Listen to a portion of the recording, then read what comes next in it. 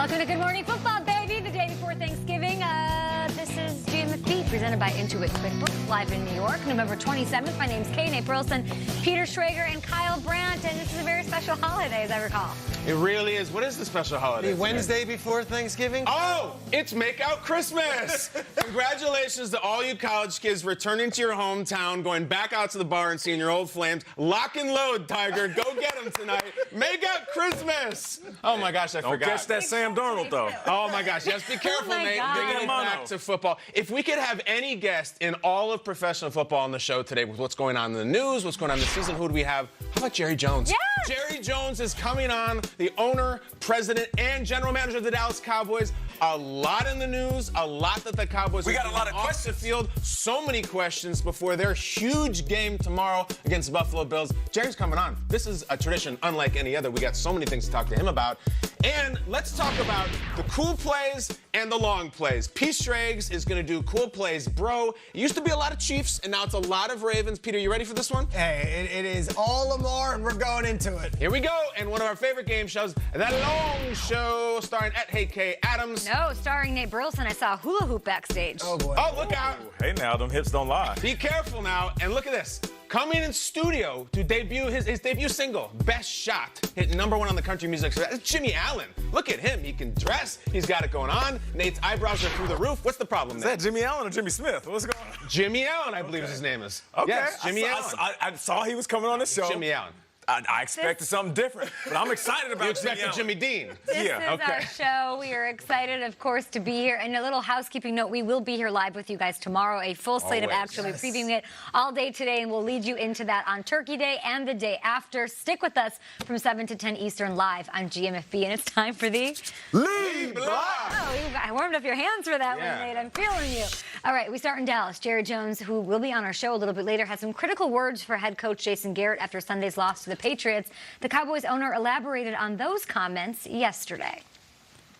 When you're general manager, which I am, those coaches are out there at my ultimate decision.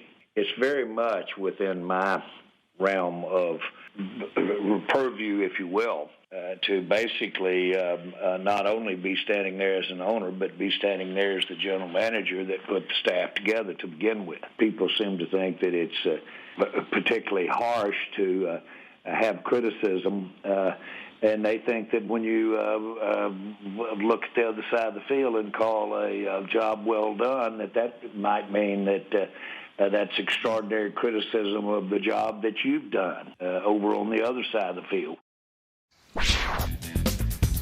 The boys have struggled against good teams this season. 0-4 against opponents with a winning record or record of actually 500 or better. It's the first time this season Dallas didn't get in the end zone until their loss to New England. So we're hearing from Jerry Jones. We'll have him on and ask him ourselves. But they got a big matchup. All the bright lights, a game that they historically play on this very special day when everybody is watching. And it's a matchup against the Bills, who do have a winning record. Is this a must-win game for Jason Garrett? Not for the Cowboys, know the importance, but for him, his job security, his future with the organization. Yeah, no doubt about it. It seems like this seat is getting hotter than ever. With the amount of talent that they have on this team, and it starts at Dak Prescott, who still hasn't received that big contract. We'll talk to Jerry Jones a little later about that. And then having one of the best running backs in the league, not to mention Amari Cooper. The defense is phenomenal. So with all these things, for Jason Garrett, you have all the right pieces to the puzzle. Why isn't it coming together on a weekly basis in a consistent way? So, yes, this is a game in front of the world that he can quiet all of the naysayers, quiet all the critics, and really cool off his butt a little bit because that seat is heating up. What kind of win would cool down the critics of Jason Garrett and company? You beat one of the best teams in the business. Like Buffalo Bills are just a win. 8-3. Just a win. I can care less about a big blowout. But if you get a win at home on Thanksgiving, the way that you're supposed to, because we're used to the Dallas Cowboys dominating on this day, traditionally that's the way it's supposed to be. If he does that, yeah, he'll quiet the critics. Jason Garrett's got to have this, because even if you lose this game, sure, you're still going to win the NFC East, but you're not a good team. You're certainly not a great team. And full disclosure, this is a little difficult for me. Jason Garrett and I went to the same school, played for the same program, belonged to the same social club, run in a lot of the same alumni circles. So if anyone would be an apologist for Jason Garrett, it would be me. I don't understand why Jason Garrett, as a head coach, is so unassailable. Is it Because he's a good guy, because he's an ex-Cowboy, because so what? You know, you see coaches like John Harbaugh had a few rough years. Gets a long leash, you won the Super Bowl. Mike McCarthy got a real long leash, you won the Super Bowl. Jason Garrett is the head coach of a team that is supposed to be a different standard. You're supposed to be the New York Yankees of the NFL. See what the Yankees did to their manager? They fired an ex-Yankee after he won a World Series as a player and a manager. You're not the Bengals. If it doesn't work, you gotta go because, guys, this is the biggest Dallas Cowboys season in 25 years. This is everything. You want to know the future for the Cowboys? Dak's going to be a billionaire. Zeke's going to slow down. Amari's going to be gone. I think if they lose this game on Thursday, if they lose the game to Buffalo tomorrow, I think you have to make a change because sure, he's going to win the division, blah, blah, blah. Are you going to win anything after that? You got to do something nuts. And I almost feel like the franchise that invented the Hail Mary needs to throw one if they lose. I really do. Yeah, and I don't think it's even considered a Hail Mary at this point. Maybe not. A lot of fans are almost resigned to the fact, like, hey, okay, Garrett, it's been a nice run. But if we don't do it this year, then maybe it's time to move on. And yet I look at this Thursday's game, and I'm imagining us coming in Friday morning after a loss in Dallas to the Buffalo Bills and us saying, okay, it's done. Like, we can't. And yet, big picture, they beat the Bears on Thursday night the following week. The Rams are all battered coming into Dallas. They beat the Rams, you know, obviously. Then they go to Philly. If they win that game, then the Redskins come. They finish the season with 4 wins in a row. So they're slapping around some crash test dummies. They win the division. They're trying to win the Super Bowl. Kyle, look at this. If you don't tell me they can win this division and then get a home playoff game. Do you see anything coming from them right now? Okay, so let's go to the playoffs. Let's fast forward to the playoffs. Seattle's going to come to town. They beat Seattle last year in the playoffs in their building, okay? Minnesota's going to come. They had Minnesota right down to the wire and lost a couple of weeks ago. Can they not beat the Vikings in a playoffs game? And then you get the feeling, okay, we've won 3 games in a row, 4 games in a row, 5 games in a row. I feel like you're bending over 6 backwards games in a row. right now. But that's the argument you make. You say, well, guys, they responded to Jason. We won 6 in a row. We got to the NFC Championship game. Or amazingly enough, in the NFL's fifth season, we went and we won a Super Bowl. Like, it's still not out of the question. This is how someone keeps their job for a decade. I saw him win the Coach of the Year and win 0 playoff games that season. Like, we need answers here. This is it. And I feel like the pulse is not there. And if it's not there tomorrow, it's never going to be there. If they go on a run, though, and they get to the playoffs, and they're going to the playoffs. I know they are. I don't care. And they win a playoff game, you still would say that? Yeah, I would. Because winning a wild card game, that's nothing. This is a 12-4 team. This is a Super Bowl team. You got to change it. It's been a decade. Down tomorrow in Dallas. They welcome the Bills to town. Even we don't even know what to make of that game. Like you're saying, if the Cowboys lose that game, the Cowboys should not be losing that game, as Nate said, at home on Turkey Day. So a lot of questions remaining. But here's one: how will Jerry Jones's comments impact the locker room as the Cowboys approach this critical point in their season? With more on that and how players are handling all of the extra attention. Jane Slater, tell us what's going on. Kate, that Jason Garrett hot seat went from hot to scalding following comments made by owner Jerry Jones, not only after that loss to the Patriots, but again on Tuesday. It seems like a few days didn't help simmer him down. So we went to the locker room and caught up with the players after that. And I will tell you that they don't feel any added pressure heading into this game against the Bills. And it helps that it's been a short week, of course.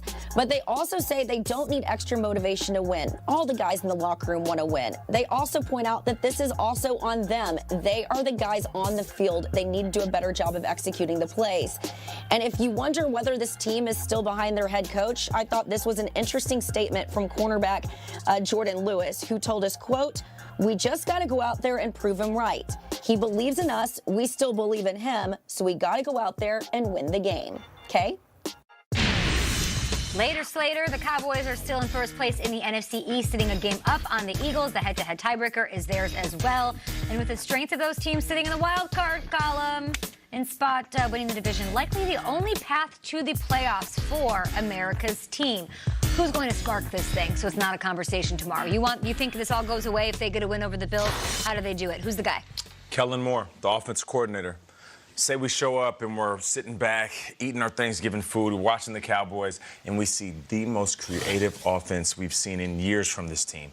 Dak Prescott, different formations from Amari Cooper, Randall Cobb, Ezekiel Elliott, moving him all around. This needs to be the Kellen Moore coming out party. He's had some moments, but this can be his defining moment. If he does that, then this can spark something different within this offense and carry them into the playoffs, like Peter Schrager was saying. Thanksgiving is a day of arrivals, right? The door opens, this aunt walks in, this cousin walks in. Hey, you're happy to see them? I'd be thrilled to see Amari Cooper walk in the door because, listen, we just watched him last week get shut down against Stephon Gilmore, one of the greatest corners in the game. Now he's going to go against Trey White, one of the greatest corners in the game. Big-time receiver. I'm having flashbacks to Randy Moss and Jerry World on Thanksgiving. It's a wide receiver eating a chicken leg type of day. And if you're Amari Cooper coming off that game against another big corner, I know it doesn't say much. I'd like to see a lot, though. Amari needs to show up. They all need to show up. The truth of the matter is they can't have any of these gaffes, I think. Like, it's one of those deals where... Gaffes. You know, last week's game against the Patriots was the most viewed NFL regular season game since 2007, okay? Everyone in America was in, and especially on the East Coast where the weather was bad, and they watched special teams errors. They watched Tony Pollard line up wrong. Football. They watched a blocked punt from Matthew Slater. They watched the Cowboys do the basic things wrong and have fundamentals wrong. To me, the most important thing with all of America watching again, don't be a punchline. Don't have a butt fumble. Don't have an issue where You get immortal then. you become very much of the punchline on Thanksgiving if you mess up. Those mistakes they made last week, you shouldn't have those. You can't do them 4 days later again. I look at the special teams. I look at just preparation. Be tight in your game. Don't be sloppy, and don't make a mockery of that star. Well said. Great start to the show here on a Wednesday. We've got Whiteboard Wednesday coming up. We've got the long show. Yeah. More on Make Out Christmas. I can't A believe lot of that's Make Out your Christmas. holiday. I should address this too. I'm wearing a Keenan Allen jersey. No, we don't need to hear Here's that. the thing. I'm taking a lot of heat for this. A lot, and not from like Chiefs fans. People are killing me for tucking in. Yeah, I guess the tuck in, but it's so sloppy like this. So you guys be the judge. To me, I look it like out. We'll try it because they're killing me for is, tucking in. It is the Kirk Cousins way of I know. I'm trying to clean it up for TV. What do you think? Twitter @GMFB. Is it okay to tuck in your jersey? Yeah.